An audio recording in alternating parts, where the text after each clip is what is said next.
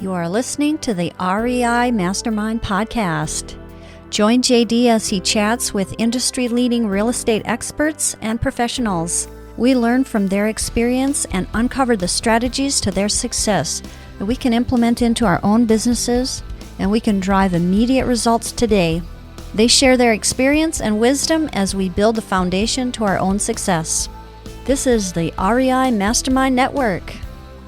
We have Brandon Barnes, a real estate investor and owner of REI Live. REI Live is a really unique platform because it used to be an in-person meetup, but now you went virtual, right? Yes. It's we're doing this thing virtual just to keep it going, and it's actually allowed us to be able to bring even speakers from further around the nation to come speak, because it's just as easy for them to hop on a Zoom call and deliver some great content virtually. Yeah, it's been interesting how we all have had to adapt to this situation. I mean, even showing rental units and stuff differently now. So, frankly, it's gotten easier. It has. When it comes to some of that stuff. So, but I mean, we're going to be covering a lot of ground here because I know you have a lot of experience in wholesaling, but I wanted to make sure that we kick things right off with everybody knowing how to get a hold of you and learning more about REI Live. Head over to sendmoreoffers.com. And I also understand you're pretty active on LinkedIn and Facebook. In fact, I think Facebook is probably where you throw out a lot of information regarding REI Live, right? For sure. Everything ultimately boils back down to my landing page, as you just mentioned, sendmoreoffers.com. There's the coaching, my social, the monthly meetup, but we'll get to that. I'm just excited to talk a little bit more to your folks about my journey wholesaling and how I leverage that to get to become a real estate investor and do a number of things in the real estate space here in Atlanta. Yeah. So let's start things off at the beginning, if you don't mind. Like, how did you get into this whole wholesaling and real estate investing thing? Yeah, man, it was a lot of chance, perfect timing, perfect opportunity, perfect situation that came from a bad situation. I always wanted to, I thought that I was going to climb the corporate ladder. My father had been a CPA and ended up working for Coca-Cola for 25 years or so. And so I thought that was going to be my path as well. But I also always wanted to be an entrepreneur, from selling candy to cutting grass to doing a number of odd things coming up.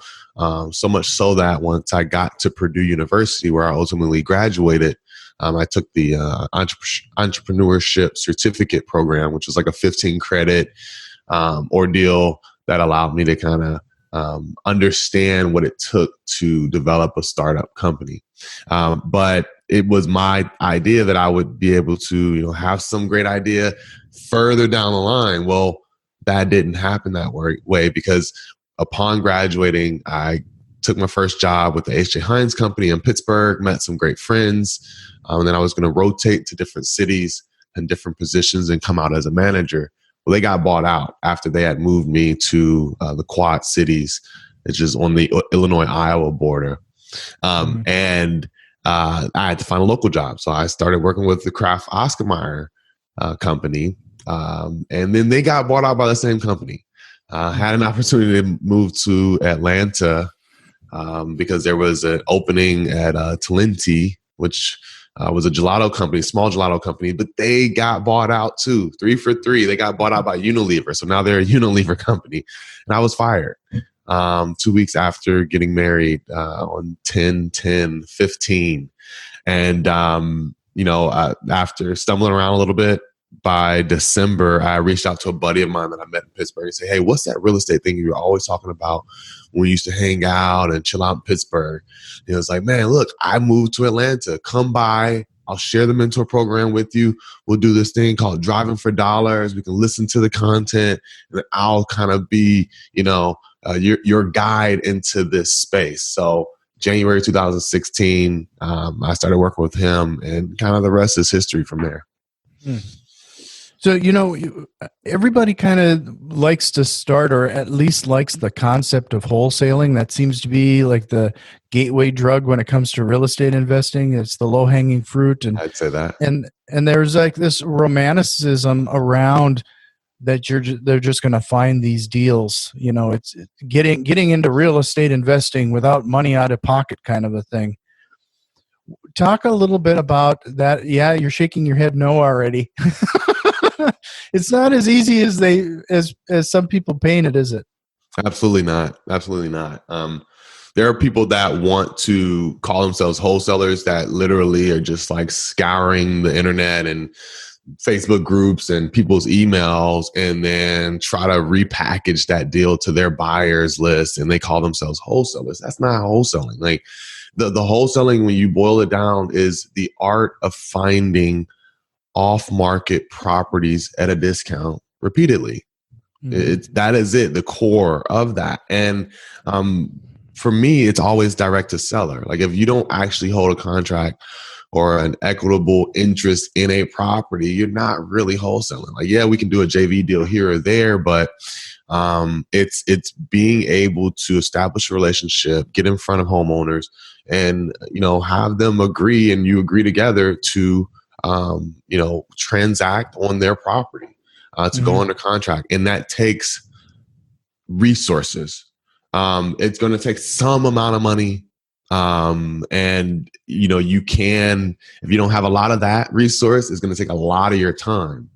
But even if you're going to drive for dollars, knock on doors, write letters, you still got to have gas money and postage at its core. You have to have some level of funds to get going. But then also some smarts and a whole lot of effort, grit, determination, and time. Sure. So if somebody's looking to get into wholesaling for that first time, they want to get that first opportunity under contract, where do you think they should direct their attention? Personally, I think that you should start going down to the courthouse immediately. There are great, motivated groups of people at the courthouse. So I would go down, I would get familiar with the dispossessory office, so the office that holds evictions, and I would get very familiar with the probate office, office where people petition to probate the estate of a loved one or a colleague. Somebody passes, that estate has to be, closed out. And if they own real estate, that person who goes down and does that and petitions for them, you can reach out to that person to see if they would sell the property in as is condition without an agent at the price of their choosing. So I would start off there. If somebody just asked me that question, if you got dropped out of dropped into a city, didn't have any resources or tools, $500, I would go down to the courthouse and I would get those records that were filed in the last month or 2 months. And then I would just start hand dialing. And if I didn't have a phone, I would just go to the address of the petitioner or the person, the plaintiff that filed an eviction. I would go and knock on their door and say, hey, would you consider selling that property that you filed an eviction or a probate? That's where I would start. No, something that really stands out there is that you're doing a task or you're suggesting something that, frankly, a lot of people, that's where things start to fall apart. You're actually talking about going to the court, physically going to the courthouse, collecting this information. Some places don't have this stuff online. You actually physically have to go down there. You have to physically start dialing for dollars. And or you're even proposing going to the houses directly. A lot of people aren't willing to make that step. And frankly, it's those steps and that digging that finds the gold. I mean, you really actually have to go through this level of work and detail. Talk about gold. Like, that's real gold. Those are some of the highest levels of motivation. If you're filing an eviction or you're filing or petitioning for probate. A lot of people do deals, and the bulk of our deals in my company are absentee owner properties. So there's just tired landlords. That is the bulk of them. But the biggest deals, oftentimes are those probate or, maybe it's an eviction, which they're kind of considering a tired landlord as well. But those are where that there is some inherent level of motivation. There is, because they just filed these cases at the civil court. Sure.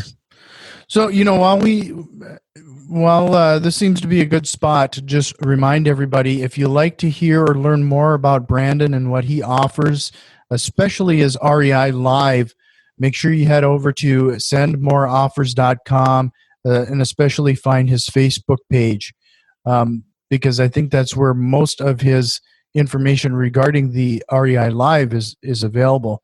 And I understand you get some pretty great speakers at these events, so it's definitely worth people's time. Yeah, we've had some awesome speakers.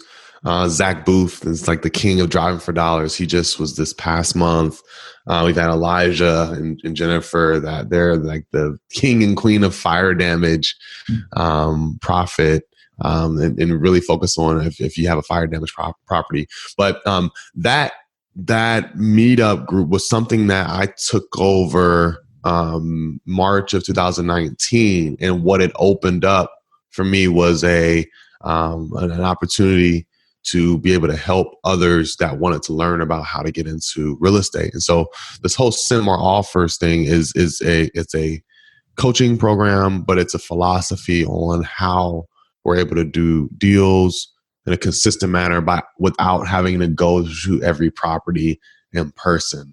And so that's, where that whole Send More Offers thing comes from. Because once I started to build my business and wanted to remove myself from going to every appointment, and I was seeing if I couldn't get out 10 offers in a week, we weren't going to get any signed contracts.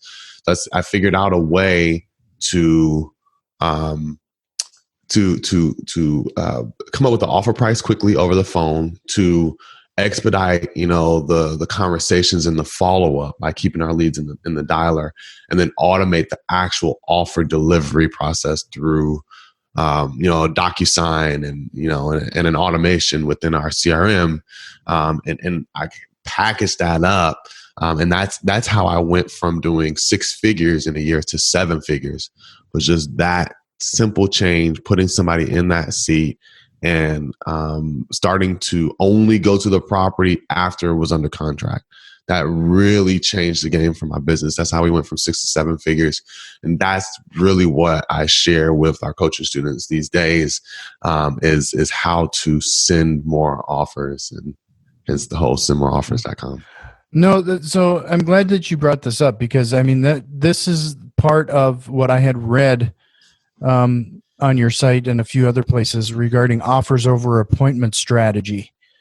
So let's talk about that a little bit, because that's always something that it's almost a mindset thing to try to get comfortable doing what you're suggesting. So talk a little bit about how that works. Yeah, I fought it for a while. My original coach, my original mentors was always about, go to the property, sit down, belly to belly. This is the best close ratio. Talk about build rapport, talk about everything else under the sun other than the property. Build great rapport. And then when I had a buddy talk about, hey, we were tired of dealing with Podio, tired of being in task hell, tired of, running to every appointment, especially they were in like the DMV area. So it was a lot of, travel necessary for everything.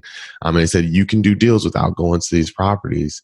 I wasn't a believer until I put somebody in that seat, because what I found out is that they ended up speaking to just so many more people. If we kept them in the dialer, we were already cold calling using like a triple line dialer, like Mojo Sales. We instead of sending the lead out into like Podio and hand dialing, I just started to group them instead of follow-up call for my acquisition manager.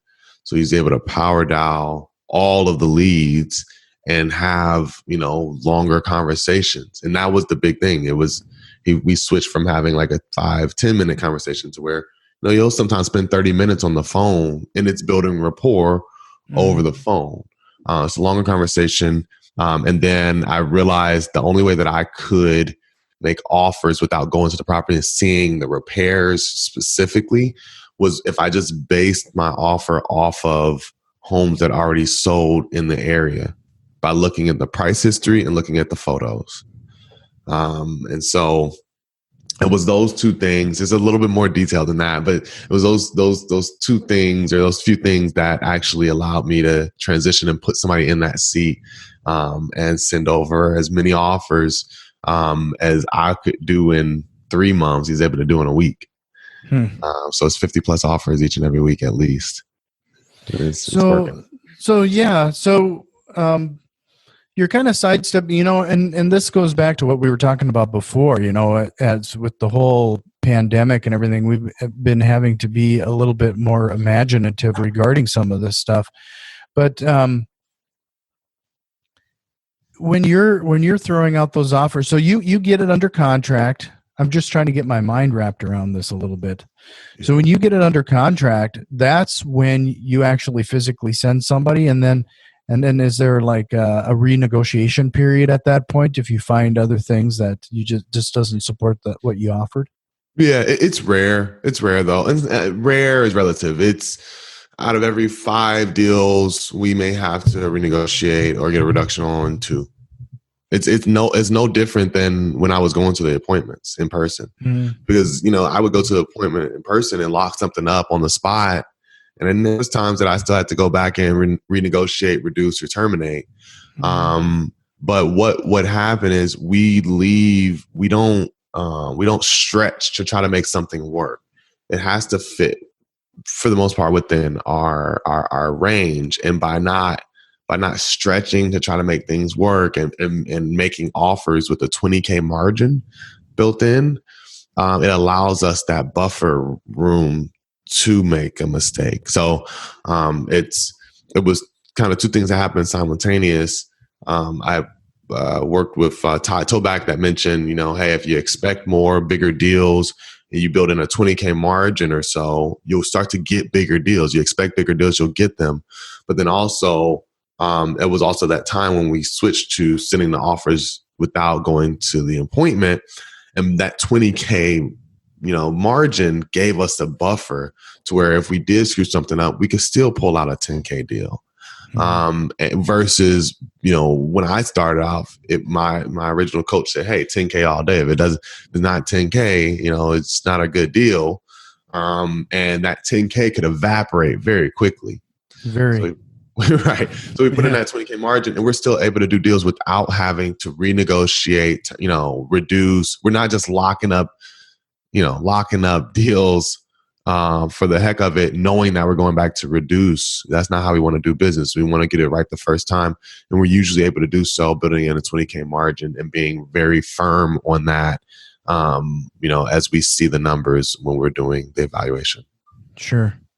So could you talk a little bit about how you calculate your numbers then? Like, how does somebody, evaluate this property to make sure that they're making that proper offer? All right. So the thing that I noticed was there's only 3 different types of comps when I'm looking out in a map. So call goes live. We're talking to a seller.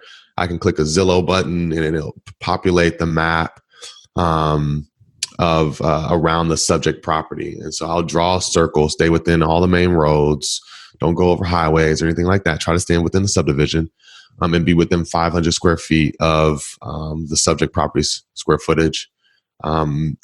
Preferably if, I'm looking at a brick ranch, my only comps I want to consider are other brick ranches. But we're looking for like to like. And so when I see what's sold in the area, the trick is there's usually a sale before the sale. And that tells me what a property sold to the investor that did the work. And we just subtract our margin from that, and that's our mayo. Oh, I see. So you're actually doing comps based on possible sellers to other investors. Yes. I seek out the number that an investor bought it at, and I subtract 20K from that, and that's my mayo, and we anchor below I see.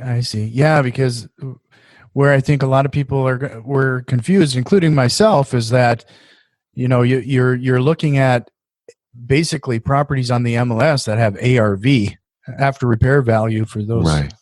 and trying to calculate or backtrack from there. So Right. what you're doing that makes a lot more sense. The sale before the sale. And so there's three types. There's the one that sold to the rehabber that, like a year ago, it sold for like $100K less.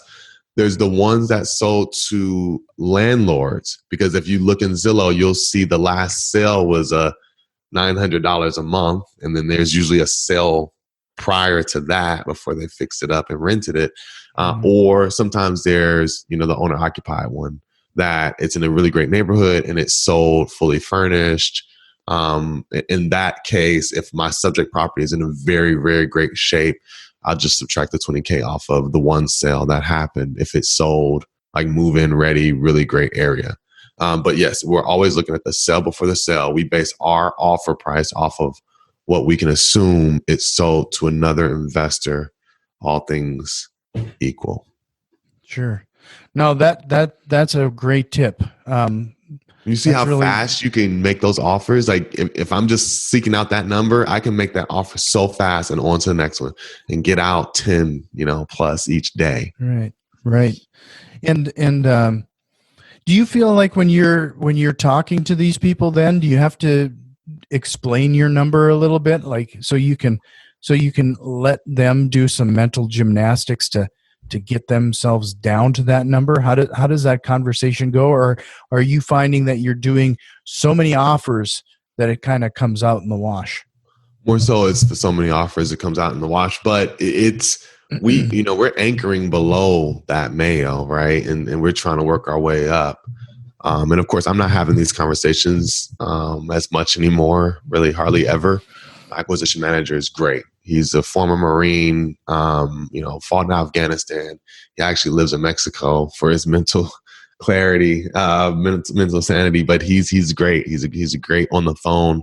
And I built the script out there for him, which just, it's every lead that he speaks to, we're going to warm them up. We're going to ask permission. We're going to kind of qualify and diagnose, discuss solutions, make the offer, try to get closed, and then boomerang.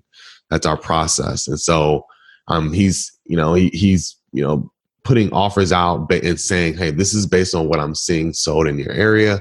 And this is based on what I think that, we'll need to do to bring your property up to speed. But the one thing I will suggest to all listeners is that you let them know if you are in essence mainly going to be wholesaling, you let them know that that is what you're going to do.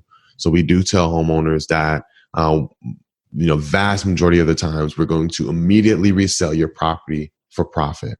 We don't pose as the rehabber. There are some times that we have done, minor work, paint, carpet, trash it out. And we'll let them know that we have held a few properties, but it's 3% of everything that we do. Right. But we let them know that up front so that it just makes the dispositions, the sales process just that much smoother. They understand who's coming to the property to view it when we do the walkthrough.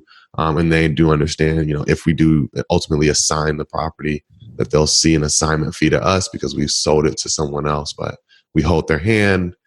We make sure that they get what they asked for. And we handle all of the paperwork. We make it a speedy, convenient, easy transaction. And that's what they pay us for.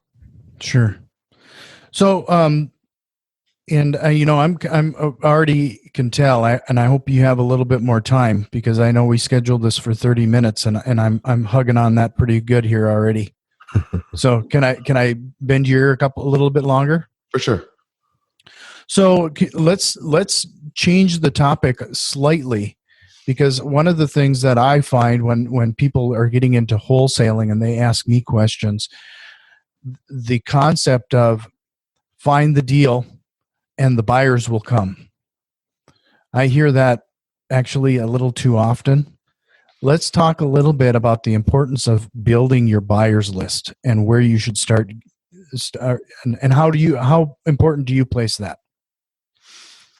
I do place importance on it for sure. But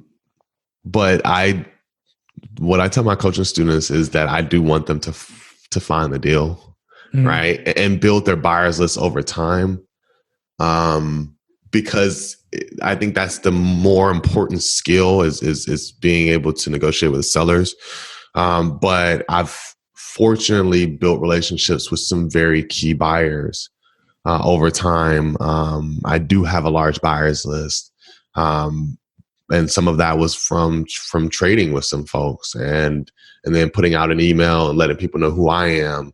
And now I have an assistant that really focuses on engaging people via social media and building our buyers list each and every week. However, I place for my students the importance on getting the deal, and buyers will come. But oftentimes I'm usually able to assist them early on, leveraging my buyers list for their deals. Even if they're not in Atlanta, I usually know somebody who's also been in the mentor program that I can connect them with. But you make a very good point. There is great relationships to be had. There is money to be made by focusing on building relationships with buyers, having a strong buyers list and being able to JV with others. There are people that I know specifically, for instance, like Keegley, New Western, Net Worth Acquisitions, that are like corporate wholesalers that make a business off of just finding the buyer. Millions can be made off of just finding the buyer. So I 100% agree with it that you should definitely focus on your buyers. But I do still tell a lot of my coaching students, hey, if you're in Atlanta specific, especially, find the deal. I'll help you with the buyers. And I want them to focus on finding the sellers first. But you make a good point. No, well, see, that is what I was hoping you were going to say, actually. Okay. Because what you just did was, although people aren't buying or building that buyer's list themselves, they're taking that mind exercise to find somebody to JV or leverage your network within your real estate investing group, or somebody who already has that buyer's list. Yes. I mean, there's an exit for it. I've just unfortunately have seen people get houses and properties under contract and now they don't know what to do with it. Yeah. No, and then they're forced to cancel it or something because that's like a mental block. They don't think about asking the quote unquote competition. Right. When it comes to real estate investing, what I found is really interesting compared to all of the other jobs I've ever done is that a majority of the real estate investing community is actually really a community. I don't run into a lot of quote unquote competition per se. A lot of people are really willing to help you out and help you find that buyer, or I agree. It's kind of nice. Kind of crazy how when people do talk about small world, it is somewhat a small world. If you're active in your city and you're doing deals, like you will see and run into the same people at some of the same events. And it's great to be able to collaborate with the folks that are in your network or in your city. So, with some of the strategies that you're incorporating right now, and we probably don't have time, and it'd probably be another entire episode, but how have you found that you can do what you're suggesting then with your offers over appointment strategy, that you can do a lot of this virtually now and wholesale in other markets? Yes, that's I always get this mixed up. That's the benefit, not the feature. Like that's the byproduct of leading first with the offer, is that you can do this virtually.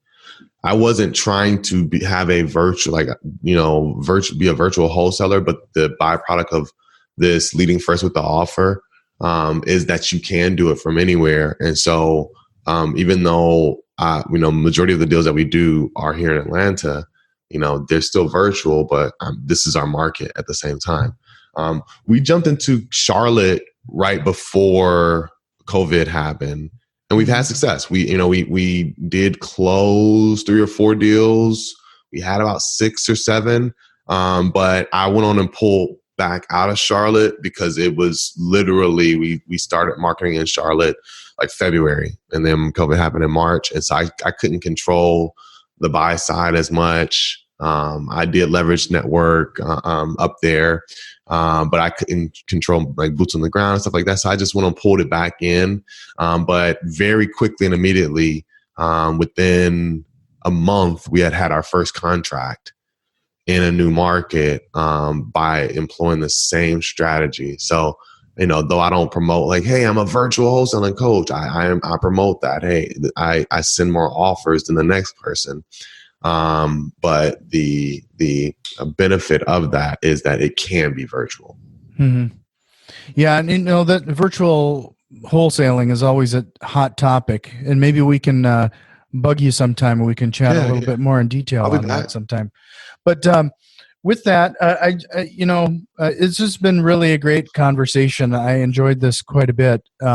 As a reminder, make sure you head over to sendmoreoffers.com for more details. Check out REI Live on Facebook for your next event.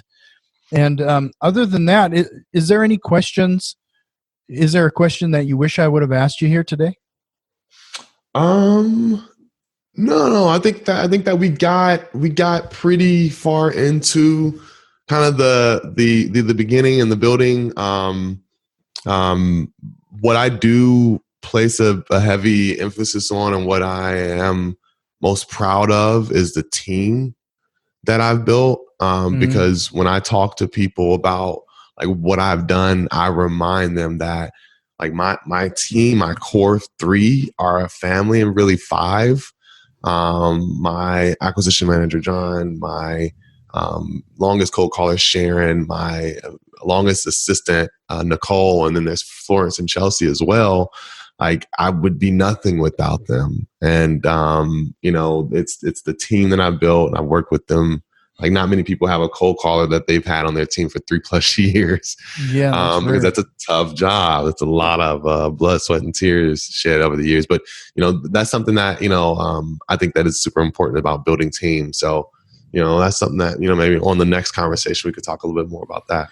Yeah, and I would like to talk a little bit too about your marketing strategy, because you've leaned into the cold calling a couple times while we're talking on the phone, and as everybody is doing yellow letters and bandit signs, I'm running into more and more people leveraging cold calling.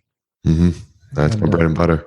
And that's a whole episode too. So, Right. So with that, remember, I wanted to kind of summarize a few like takeaways while we were on the phone, and if you think of any others that you can think of, please pipe in. But Sure. One of the first thing that I think Brandon made it pretty clear, wholesaling has some legwork involved, and you have to get your hands dirty, especially when you're starting out. Listen to Brandon when it comes to getting to the courthouse, driving to properties, cold calling, and you are going to have some uncomfortable conversations, and but in the end, that's where the gold is, and that's where you really need to have that focus, and eventually at least start making that uncomfortable comfortable. It never completely gets comfortable, but you'll start to get used to it.